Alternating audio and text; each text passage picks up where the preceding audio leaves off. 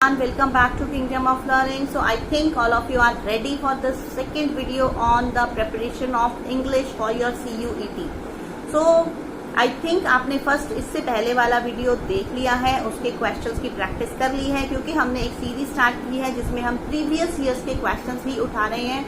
Last video में भी हमने 10 क्वेश्चंस डिस्कस किए थे जो कि पहले मीन्स प्रीवियस ईयर्स में आ चुके हैं, and in this video also we are going to discuss 10 more such question. तो अब ये टाइम ऐसा है कि जिसमें आपको बिल्कुल एनर्जी चाहिए, आपको सिंसियरिटी चाहिए, आपको एक जोश चाहिए कि अब बहुत दिन नहीं बचे, क्योंकि अभी भी नहीं तो फिर कभी भी नहीं। मीन्स अगर आप अभी भी प्रेपरेशन नहीं करेंगे तो आप फिर मुश्किल हो जाएगा आपके लिए CUET को क्वालिफाई करना। और यहाँ पर सिर्फ क्वालिफाई करने की बात नहीं है, इसमें आपको अच्छे रैंक्स लाने पड़ेंगे अगर आप अपने पसंद के कॉलेजेस में जाना चाहते हैं। So without any further delay let's begin now. तो आज के हमारे ये क्वेश्चंस हैं, ये CUET का जो मॉक टेस्ट दिल्ली यूनिवर्सिटी ने रिलीज किया है उसी में से मैंने आज 10 क्वेश्चंस उठाए हैं। If you have already done these questions then also no issues, क्योंकि जितनी प्रैक्टिस करेंगे, जितनी बार आप प्रैक्टिस करेंगे उतनी बार कम है। तो अभी तो आपके हाथ में, आपके सामने जो भी स्टडी मटेरियल आता है, जो भी वीडियो आती है, प्लीज वॉच दैट। और एक बार नहीं 2-3 बार भी जरूरत पड़े तो उसको आप वॉच कीप कर, उसको आप 2-3 बार भी जरूरत पड़े तो उसे आप देखें। So let's begin now. Our question 1 is I had sent the application 5 days dash. और इसमें आपके 4 ऑप्शंस दिए हुए हैं, ago, before, since and hence. तो अब इसमें आपको देखना है, मीन्स पहले एज वी ऑलवेज डू, आप पहले अपना कमेंट में, आप लाइव चैट में अपना आंसर लिख के बताएं कि आपको क्या लग रहा है कि इसका सही आंसर क्या होना चाहिए। I had sent the application 5 days, since तो बिल्कुल रॉन्ग है, हेंस भी रॉन्ग है, अगो और बिफोर में आप थोड़े कंफ्यूज हो सकते हैं। I had sent the application 5 days ago. 5 days ago आप इसमें आंसर फिल करेंगे, your answer will B 5 days ago. So your first answer is ago. अब आपके माइंड में अगर ये क्वेश्चन आ रहा है कि हम इसमें बिफोर क्यों नहीं लगाएंगे, क्योंकि बिफोर का मीनिंग भी पहले होता है, अगो का मीनिंग भी पहले होता है। अगर आप बिफोर लगाना चाहते हैं तो बिफोर का ये है फंडा कि बिफोर के बाद कुछ और ड्यूरेशन या कोई टाइम दिया होता है। मीन्स अगर कोई टाइम या ड्यूरेशन दिया होता है तो आप उसमें बिफोर लगाएंगे, और नहीं तो आप अगो लगाएंगे। तो यहाँ पर आपको अगो लगाना है। अब हमारा सेकेंड क्वेश्चन है, the maintenance dash law and order is the state's responsibility. तो इसमें आपके ऑप्शन दिए हुए हैं for, of, about and for. For 2 बार दे दिया है, I think that may be a typing error. So now you please guess what can be the correct answer. The maintenance for, law and order, maintenance of, maintenance about, or for is again given. So the correct answer is maintenance of, because maintenance के साथ हम off लगाते हैं। So prepositions के questions बहुत frequently पूछे जाते हैं, so you have to do enough practice of them. So now let us see our third question.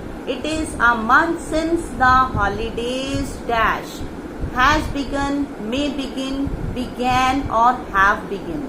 तो अब अगर हम देखें हैज बिगन, हॉलीडेज है, इसमें आपको थोड़ा बहुत गेसेस भी अगर आप लगाते हैं ना, थोड़ा बहुत logic means common sense use करते हैं तो भी आप कई आंसर्स करेक्ट कर सकते हैं। जैसे कि हैज बिगन है, holidays has begun, holidays is a plural, तो प्लूरल के साथ हैज तो लगेगा ही नहीं, तो हैज बिगन ये रूल आउट हो गया हमारा ऑप्शन 1।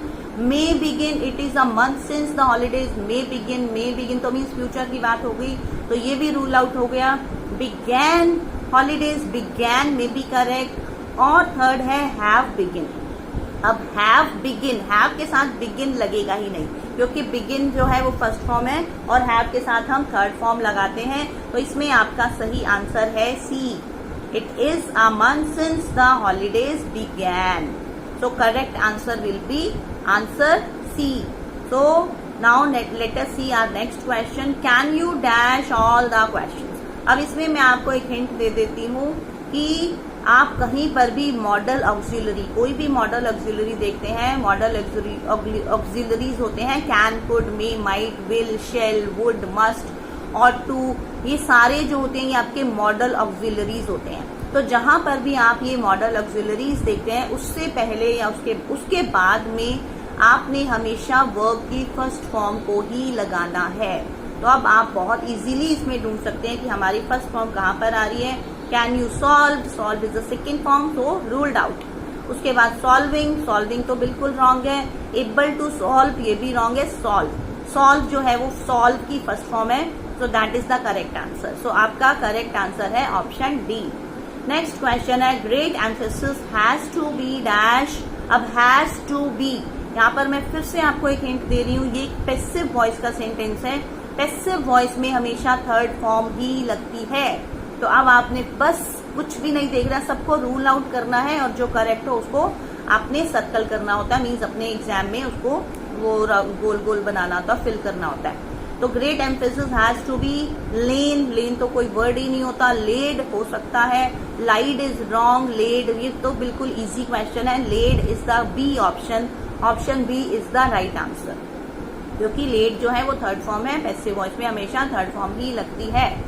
सो नेक्स्ट क्वेश्चन है sixth, hardly dash I left the house when it began to rain.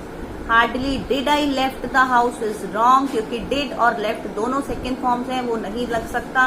आप अपने आंसर्स लिखते जाएं कमेंट बॉक्स में। अगर आप स्टडी कर रहे हैं, अगर आप सिर्फ टाइम पास के लिए वीडियो को क्लिक करते हैं और फिर बंद कर देते हैं, तो then I think it will not be enough.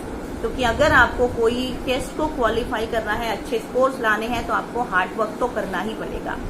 तो great emphasis has to be dash on the building of our students character. Sorry, ये वाला हो गया हमारा sixth question. Hardly dash I left the house when it began to rain. Hardly के साथ हम mostly had लगाते हैं। मैं आपको हिंट दे रही हूँ, hardly had I left the house when it began to rain. कुछ लाइक पेयर्स होते हैं, जैसे हार्डली के साथ व्हेन लगता है, हार्डली के साथ हैड लगता है। तो ये आपको लर्न करनी चाहिए, ये चीजें पता होनी चाहिए। हार्डली के साथ हैड लगेगा, so option C is the correct answer. Now let us see next question, seventh question.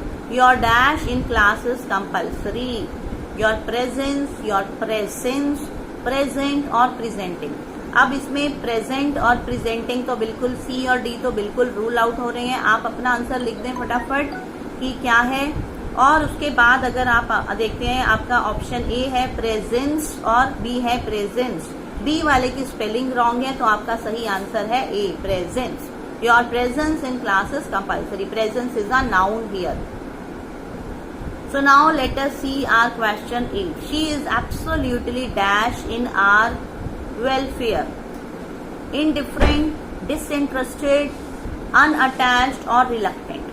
अब यहाँ पर आपको सबके मीनिंग पता होने चाहिए। इनडिफरेंट का मतलब होता है जो बिल्कुल ही ध्यान नहीं देते, मीन्स किसी को किसी चीज से कोई मतलब नहीं है। डिसइंटरेस्टेड का मतलब जिसको कोई इंटरेस्ट नहीं है।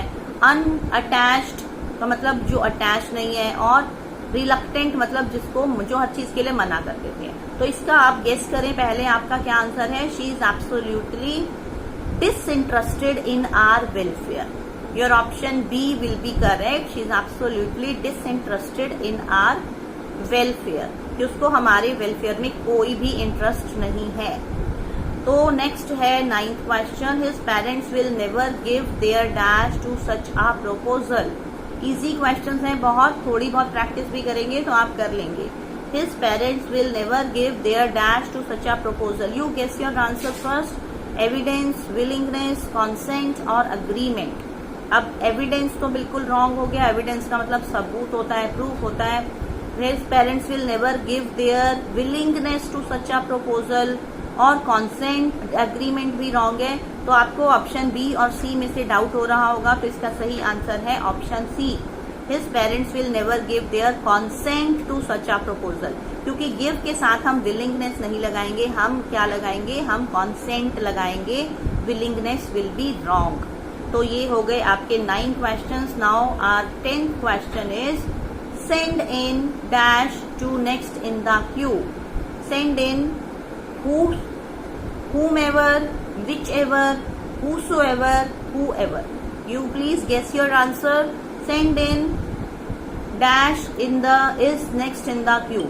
Whosoever. So your correct answer will be C option, whosoever. Send in whosoever is next in the queue. So other options are wrong.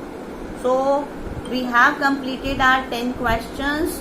So now I think you must have understood कि हमें क्या rules होते हैं, क्या थोड़ी बहुत rules को आपको ध्यान में रखना चाहिए और थोड़ी बहुत कॉमन सेंस भी आप यूज कर सकते हैं. तो इस तरह से आप इजीली इन क्वेश्चंस को क्रैक कर सकते हैं and hopefully you can get good marks.